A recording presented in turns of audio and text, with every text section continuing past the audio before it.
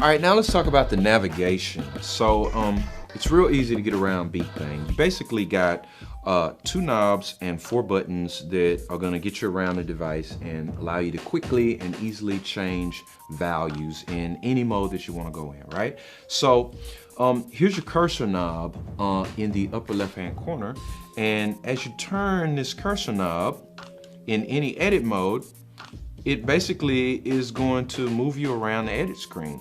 When you turn it backwards, then you'll see your cursor move around backwards. So forwards and backwards. And any place that you can highlight with your cursor is basically going to be a place where you can change a value. And when you want to change the value, then you can just grab your data knob and change that value. See how I'm changing my track here by just changing the data knob. And here's the beauty of Beatmaking is that you don't just have to change or move in one way. I can also change my data by using the data buttons, backward and also forward. But here's another thing. If I want to quickly jump to some other place in the Audition edit window, then I can just hit these soft keys and it'll move me around like so, the Audition edit window. And then once I move to another little soft key location, then I can change the value of that location by either turning the data knob or clicking a data button.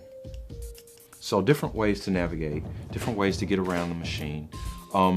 Here's a tip. If you want to move large spaces, like let's say you're going into a browse mode, and maybe I want to browse the different kits on a track. As soon as I turn my data knob, that's going to launch me into a browser mode, and I'm going to be able to quickly move through all the kits. But if I want to scroll through my kits one by one, then instead of grabbing the data knob and turning and launching into that browse mode, then I can just hit the data button and go one by one. And you can see it just loads the next kit without having to go into the browser. Different ways to navigate, different ways to select things, different ways to load things. Let's say you got a kit and you want to load a new kit on a new track.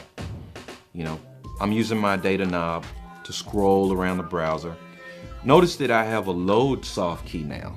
So I can either load that new kit using the soft key, or there's a third function to the little data section.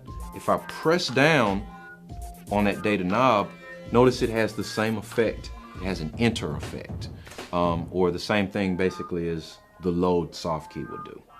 So different ways to get around, different ways to access data on your Beatmaking, and different ways to navigate.